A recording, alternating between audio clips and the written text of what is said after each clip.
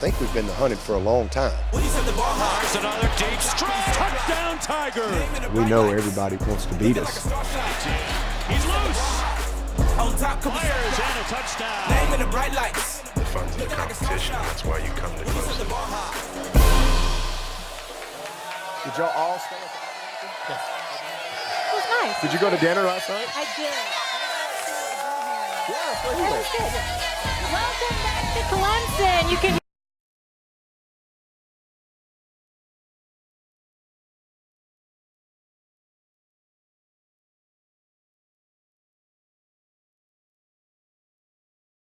Seminoles. Coach, thank you so much for being here with us. Thank you all for coming to Clemson and showcasing this great town. It's great. I love the Southern hospitality. Thank you. He's got this big smile on his face because when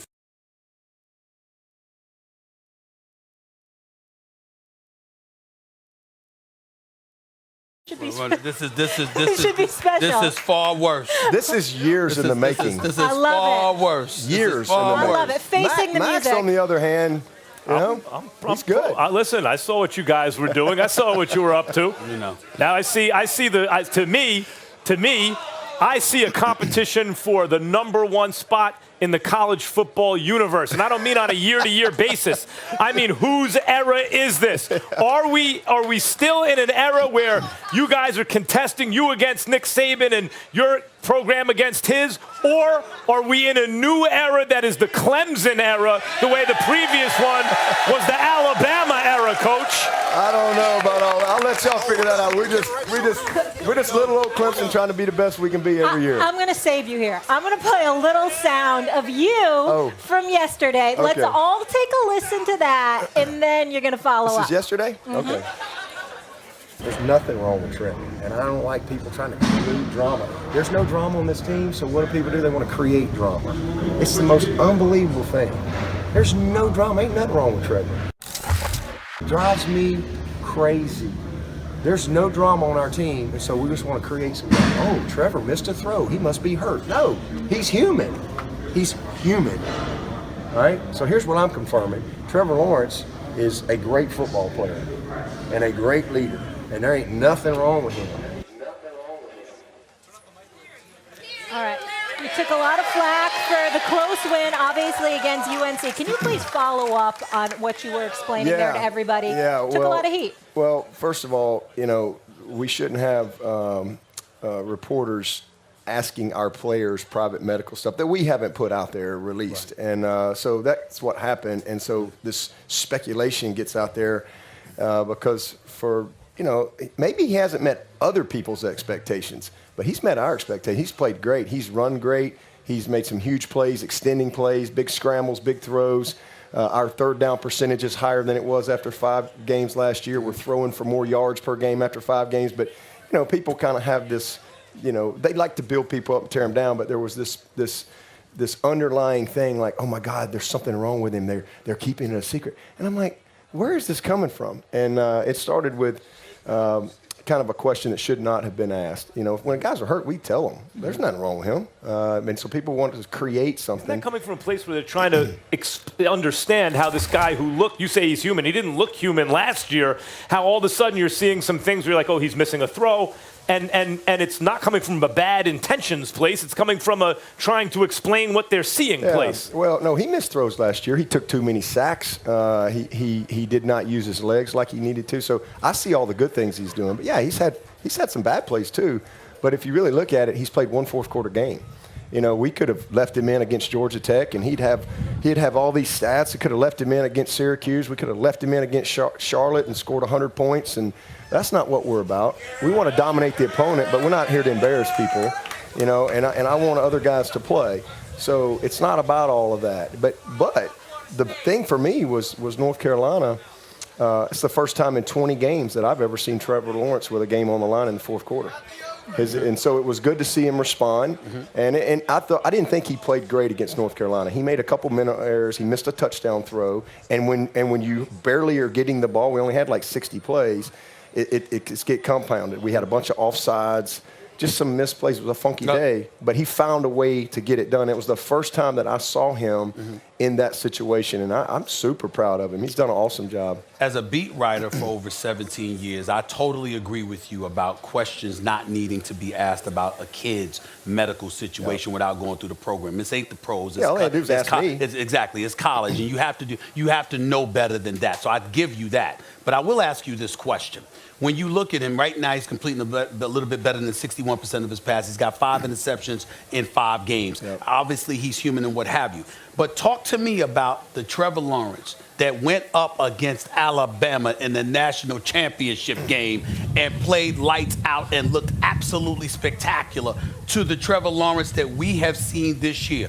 What is the difference in your mind? He's better. Okay. He's smarter. He's bigger. He's stronger. He's faster. He's an unbelievable leader. You like that? So it's really that simple. Again, it's like a horse race, and you're halfway around the track, and you got all these people, and you're talking about all these people out here in the front. But just trust me, that old horse, he can run, and he'll be right where he needs to be when it matters. He is unbelievable in every regard, and when the season plays out, we'll be having this conversation about what a great player he is. I just want you to be very, very careful about what you're saying, Coach, because you know what? You're talking about him and glowing about him as well. You should. He won your national championship, but you're talking about him like you talked about Deshaun Watson. Now, Deshaun Watson is a special man. I know how you feel about him, Mr. Deshaun Watson, Michael Jordan in the same sentence. That was you. So are you speaking in these glowing terms in similar fashion? Is that what you're trying to say? I didn't know if I'd ever have another guy like Deshaun. And he's everything Deshaun was. Everything, the intangibles, the commitment, the preparation, the poise, he's all of those things, but bigger. He's 6'6", and he's stronger. And he was better at a younger age because he was a rookie. Coach, I want to ask you something. I want to ask you, like, you talked about certain moments that told you stuff. You asked me the question. I didn't expect that answer. Well, I thought you were going to say something like, hey, listen, there's only one Deshaun Watson.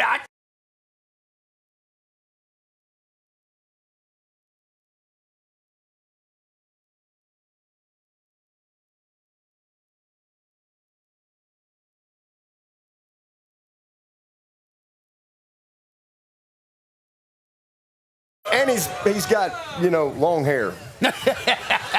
Well, he got Deshaun beat in that regard. But Deshaun, what makes Deshaun special, he's got the skill set, but it's who he is as a person. His humility, his leadership, his commitment, his preparation. The kid graduated in 2.5 years. That's exactly what Trevor's going to do. It's just his leadership. It's not about him. And those are things that you can't coach. I want to get your comment on this moment that you talked about, fourth quarter, game on the line. I've never seen him in that situation. The moment that stands out to me so far this season was his tackle in the open field after he threw an interception. How about that? To me, that showed me a lot. I hadn't seen that before. Ooh, Trevor Lawrence, bad throw. What's going on? And then he makes a football play. As a head coach, you're like, no, don't try it, right? In your prize quarterback, or did you like what you saw? Oh, my gosh, I loved it. Listen, you know what? That's leadership, and it's not what happens. It's how you respond to what happens. He didn't pound. He didn't go. And it wasn't, that interception wasn't his fault. Right. I said but bad he throw, went, but right, he went, and he just took the guy out. But you know what happened? Our defense goes out there, has a goal line stand, and gets the interception. They get 0 points from the 1 yard line. So do you think that when you say leadership, that sets the tone? Absolutely. Look, the quarterback's making the tackle in the open field. Absolutely. I want what we talk about the quarterback. I mentioned your running game, which has been stout.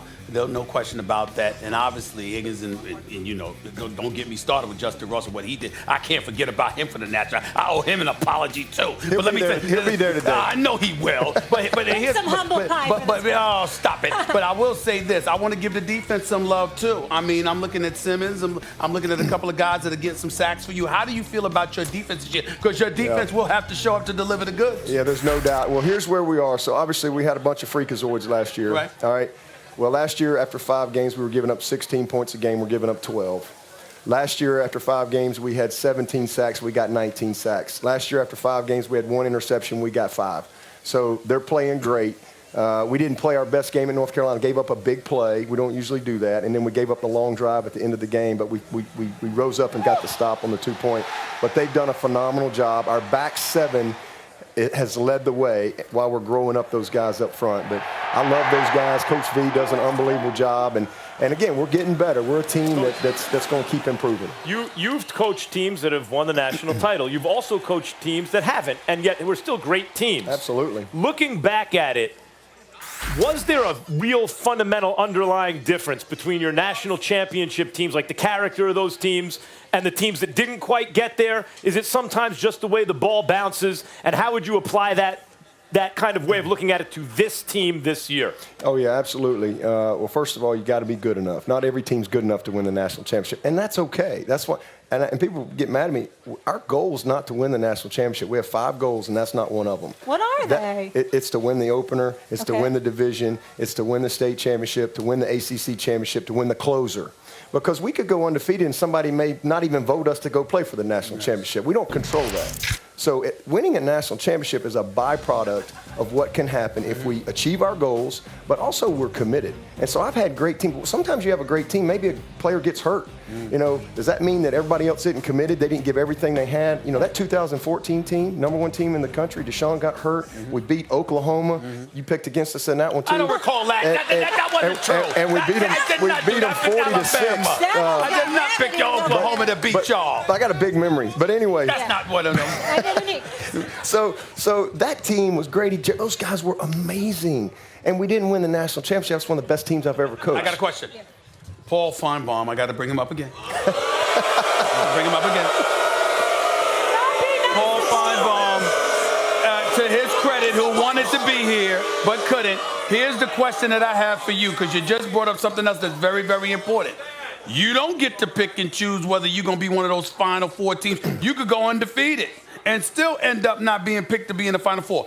Are you worried at all that the reigning defending national champions could go undefeated and not have an opportunity to defend your crown in the college football players because they don't put you in there? You worried about that? To steal your word, that's blasphemous. Isn't that what you say? Isn't that what you say, Max? He says it. Listen. I thought there were 2 of you. Listen. I pick you. Let me tell you something. I don't worry 2 seconds.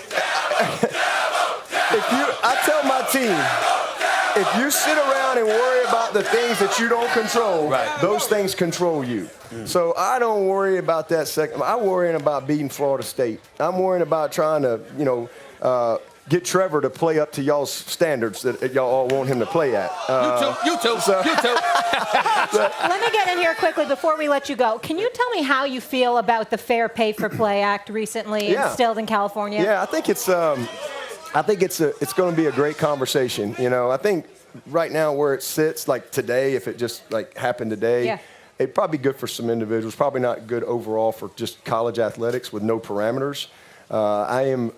I love the collegiate model. I value education, but I do think, and there's a lot that people don't know. The modernization of the scholarship and the collegiate model, a lot has happened over the last 5 years. I'm not sure a lot of people are aware of. So there's been a lot of positives, but there's still so much more that could be done from a just modernization standpoint and lots of things. I just think people got to get in a room, and smart people, and they've got to find that common ground, but have some parameters to protect the collegiate model. I think it's going to be great conversation. I really think there can be some great positives come from it. There's a lot of I've had for years. I've had lots of thoughts and suggestions and comments. I don't know where it'll go, but I do think by the time 2023 gets here, there's going to be some positive change, you know, for the scholar athlete. But with equality and, you know, across the board. Like right now, I was talking to you last night. I mean, Clemson's brand, we raise a lot of money, but when they cut the checks at the end of the year, Boston College gets the same. Alabama and all that, Vanderbilt gets the same check, you know, because you're in the same league. And so I think protecting the collegiate model, protecting teams and, you know, other sports, other full scholarship athletes across the board, whether it be women's basketball or Coach, whatever. Let me stop you there and just ask you a question about that.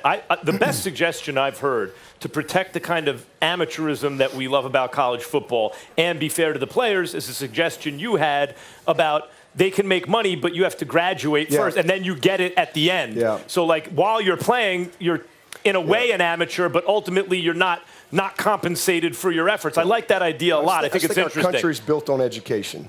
And if we get away from that, because very few people are going to play professional ball. And so I think if we did something and we had a fun, like I'd like to see money for the parents to be able to travel. We have that right now. Our parents, our senior parents have gotten $17,500 over the last 4 years from the playoff money in cash. And that's not tax money. So there's been some goods, but there's more opportunity there. I wanted to ask you about this. I don't mean to interrupt. I want to ask you about this. I hear this argument a lot. Well, look, college football, at Clemson and other places like that funds a lot of like Title IX stuff and other stuff. Why should that be on the football play?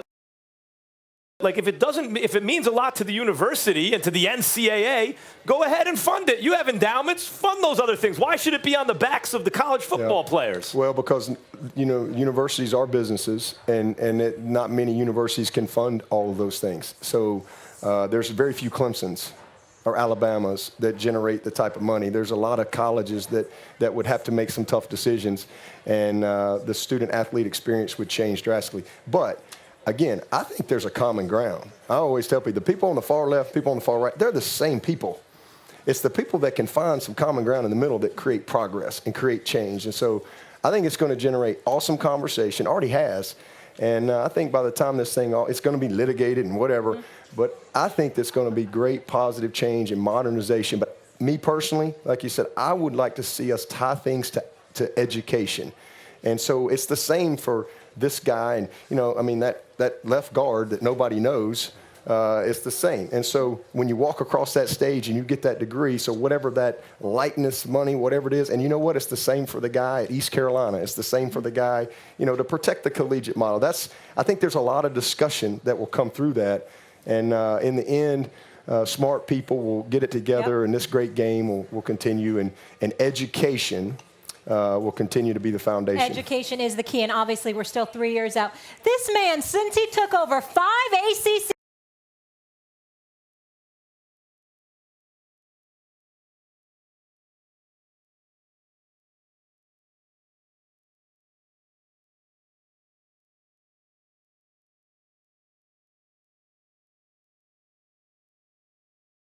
great slate of NFL games. We will be making our picks. Stephen A. and Max, our Week 6 picks. Do not go anywhere. Good stuff, man. That was fun.